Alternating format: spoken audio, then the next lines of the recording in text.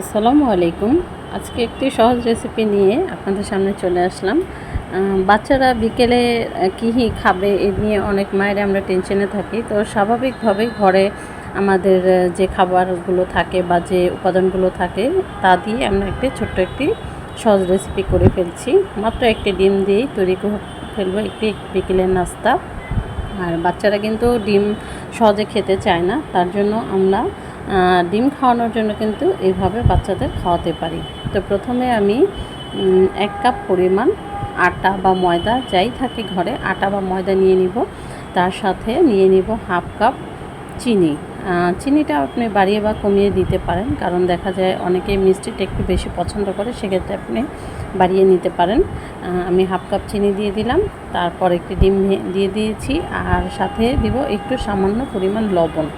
আর লবণ দেওয়ার পরে কিন্তু একটু ভালোভাবে মিশিয়ে আমরা এখন এর মধ্যে আমরা দিয়ে দিব পরিমাণ মতো পানি। পানির পরিমাণটা আসলে একটু কম বেশি হতে পারে। আমার এখানে 1/2 কাপের চাইতে একটু বেশি পরিমাণ পানি লেগেছে, কারণ সাথে যেহেতু ডিম ছিল তার জন্য পানির পরিমাণটা কম লেগেছে। এজন্য আমরা এখন ভালোভাবে নেড়ে নিব, কারণ এইটা কিন্তু অনেক ভালোভাবে মেশাতে হবে, না হলে কিন্তু এই যে আটার যে ইয়াটা থাকে এটা কিন্তু দলা পেকে থাকে।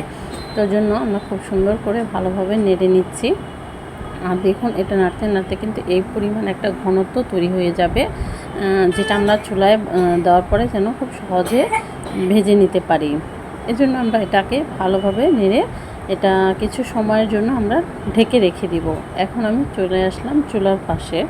তা এখন আমি একটি কড়াই বসিয়ে দিয়েছি, বা ফ্রাই প্যানও বসিয়ে দিতে পারেন, যার যা আছে তাই দিয়ে আমরা সুন্দরভাবে ভেজে নেব। মোট কথা এটা আমাদের খুব সুন্দরভাবে যেন ভাজতে দিলে সহজে উঠে আসে, এরকম একটি কড়াই বা তাওয়া নিলেই হয়ে যাবে। তো এখন এই ব্যাটারটাকে আমি আরেকটু ভালোভাবে নেড়ে নিচ্ছি। আর চুলার মধ্যে একটু তেল দিয়ে গরম করতে দিয়েছি। এখন দেখুন তেলটা গরম হয়ে আসছে। আমি অল্প পরিমাণ ময়দার যে ব্যাটারটা তা দিয়ে দিব একটু একটু করে দিয়ে দিচ্ছি। আমি একটা কড়াইতে যতটুকু পরিমাণ ধরে 5টা 7টা যাই ধরে ওভাবে আমরা দিয়ে দিচ্ছি।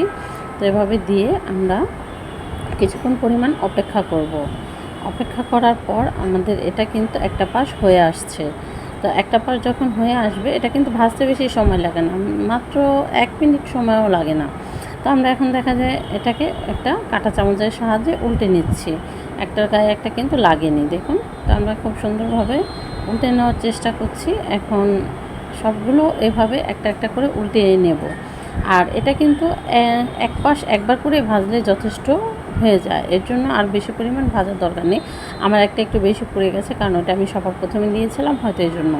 কিন্তু এটা কোনো ব্যাপার না, খাওয়ার সময় আসলে ভালোই লাগে, তেমন খারাপ লাগে না। এই জন্য আমরা এভাবে এক এক করে সবগুলো ভেজে তুলে নেব। তো একটু অপেক্ষা করি, দেখা যাক। আমাদের সবগুলো ভাজতে একটু সময় যেহেতু লাগতেছে, এই জন্য আমরা একটু সময় নিয়ে ভেজবো। যেভাবে এই পাশ ও পাশ করে আমরা দুপাশে ভেজে নিলাম। এখন আমি এগুলো সবগুলো উঠিয়ে নেব। একটা একটা করে আমি কাঁটা চামচ দিয়ে উঠিয়ে নিচ্ছি। আর এটা কিন্তু সামান্য পরিমাণ তেল লাগে, খুব বেশি পরিমাণ যে তেল এখানে লাগে তাও না। অন্যান্য পিঠা বা যে কোনো রেসিপি তৈরি করতে গেলে দেখা যায় অনেক পরিমাণ তেল লেগে যায়।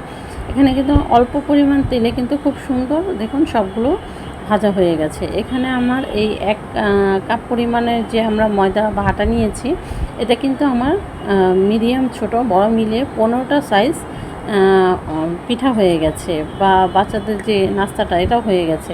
এটা কিন্তু খেতে অনেক সফট হয়। আসলে আমি একটা খেয়ে দেখিয়ে দিচ্ছি, এটা কিন্তু অনেক সফট। আর এটা কিন্তু মিষ্টির পরিমাণটা আমাদের কাছে ঠিকই ছিল, আপনার চাইলে চিনির পরিমাণ কম বেশি করে নিতে পারেন। আর দেখুন কত সফট হয়েছে, এটা কিন্তু খেতে ভীষণ মজা, ছোট বড় সবাই কিন্তু খেতে পারি। তো আমার এই চ্যানেলটি যারা দেখবেন, ইউটিউব থেকে যারা দেখবেন, তারা ইউটিউবটি সাবস্ক্রাইব করে দেবেন। আর যারা আমাদের টিকটক আইডিতে দেখছেন, তারা লাইক ফলো দিয়ে আমাদের পাশে থাকবেন। আল্লাহ হাফেজ। আসসালামু আলাইকুম।